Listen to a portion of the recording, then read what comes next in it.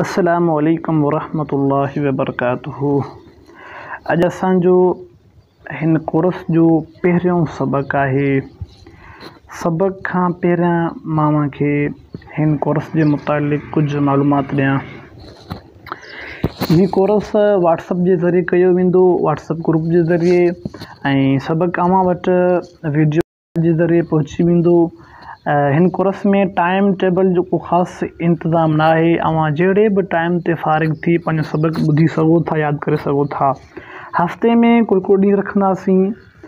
ख़मीस वारे ॾींहुं आइडियो कॉल जे ज़रिए सबक़ थींदो ऐं उन ॾींहं ते अव्हां खां पोयां सबक़ जे मुतालिक़ टेस्ट वरिती वेंदी, सुवाल जवाब कया वेंदा। ऐं हर महीने खां बाद हिकिड़ो महीनो पूरो थींदो, उन खां बाद हिकिड़ी अहम ऐं ख़ासि टेस्ट वरिती वेंदी। पोइ जेके बि तालिब इल्म उन टेस्ट में पास थिया उन्हनि खे इनाम बि ॾिनो वेंदो, ऐं जेके तालिब इल्म उन टेस्ट में फेल थिया त उन्हनि खे वरी नई सही शुरू खां पढ़ायो वेंदो। अगरि अव्हां चाहियो था अव्हां जल्दी ही कोर्स कंप्लीट कयो, इन में को टाइम टेबल न आहे रखियल। इन जो सॼो दारो मदार अव्हां जे मथां आहे, अव्हां जी महिनत जे मथां आहे। अगरि अव्हां महिनत घणी कंदव, शौक़ सां पढ़ंदव त अव्हां जल्दी कामयाबु थी वेंदव। हाणे हलूं था सबक़ जी तरफ़। असांखे सभ खां अव्वल अरबी ग्रामर सिखणी आहे। असां अरबी ग्रामर खे फॉलो कंदासीं। अरबी ग्रामर अगरि को चाहे थो त मां अरबी ग्रामर सिखां त उनखे लाज़मी आहे त उहो कलमो ऐं कलाम जी मार्फत हासिल करे।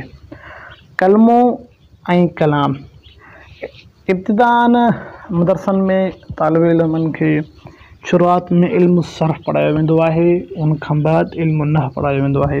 इल्मु सर्फ़ हिकु अहिड़ो इल्मु आहे जो इहो इल्मु मुकमल कलाम ते मुश्तमिल आहे। इल्मु सर्फ़ में कलाम जे मुतालिक़ गुफ़्तगू कई वेंदी, उन जे मुतालिक़ बहस मुबाहिसो कयो वेंदो आहे कलम जे मुतालिक़।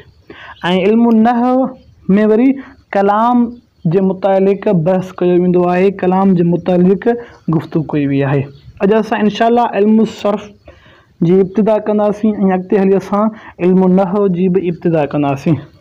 इल्मु सर्फ़ जी तारीफ़, इल्मु सर्फ़ जो गर्व, इल्मु सर्फ़ खे सर्फ़ छो चइबो आहे, इन जी इब्तिदा कॾहिं थी, इंशाअल्लाह असां अॻियां हली पढ़ंदासीं। अॼु असां पढ़ंदासीं कलमे जे मुतालिक़। कलमो अहिड़ो लफ़्ज़ आहे, कलमो उनखे चइबो आहे जेको इंसान पंहिंजे वात मां कढे, पंहिंजे वात मां इख़राज करे। मसलन मां चवां अल्लाह, इहो हिकिड़ो कलमो आहे। रहीम, इहो ॿियो कलमो आहे। या मां चवां मुहम्मद, इहो कलमो आहे। अहमद, इहो कलमो आहे। सत्तार कलमो आहे। यानी जेको बि मां लफ़्ज़ कढंदोसां उहो कलमो थी वेंदो।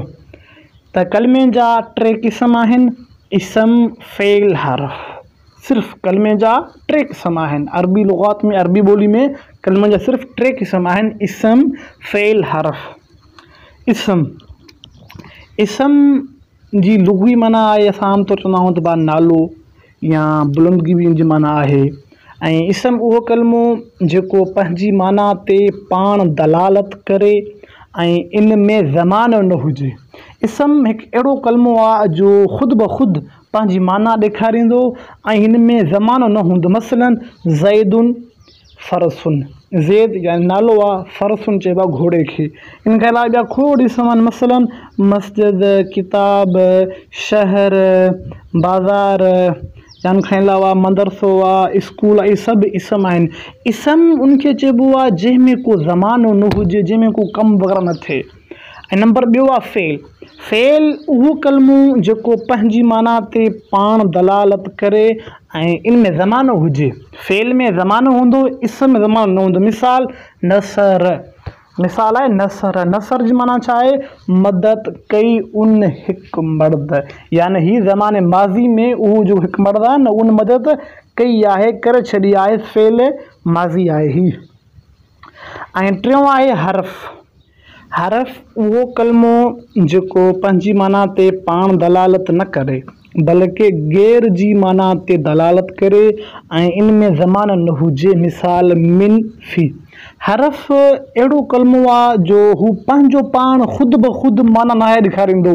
हरफ ॿिए कंहिंजो मुहताज हूंदो आहे, यानी हुनखे फ़ेल जी ज़रूरत पवंदी आहे या इस्म जी हुनखे ज़रूरत पवंदी आहे, यानी हरफ जेको न ॿिए जो मुहताज हूंदो आहे हमेशह। मिसाल आहे मिन फ़ी, मिन जी माना आहे खां, फ़ी माना में। अॻियां अदद जे एतबार खां इस्म जा 3 क़िस्म आहिनि। तादाद हरूफ जे अदद जे एतबार खां इस्म जा 3 क़िस्म आहिनि। पहिरियों सुलासी, सुलासी चइबो आहे अहिड़े इस्म खे जंहिंमें 3 हरफ हुजनि, 3 अखर हुजनि। मिसाल ज़ैद, उमर। ज़ैद में 3 हरफ आहिनि ऐं उमर में बि 3 हरफ, यानी इहो सुलासी इस्म आहे। ज़ैद बि सुलासी इस्म आहे, उमर बि सुलासी इस्म आहे। ऐं ॿियो आहे रुबाई। रुबाई चइबो आहे अहिड़े इस्म खे जंहिंमें 4 हरफ हुजनि, यानी उनमें 4 अखर हुजनि। मिसाल जाफ़रुन, ॾिसो तव्हां जीम आइन फ़ा रा, यानी हिन में 4 अखर आहिनि।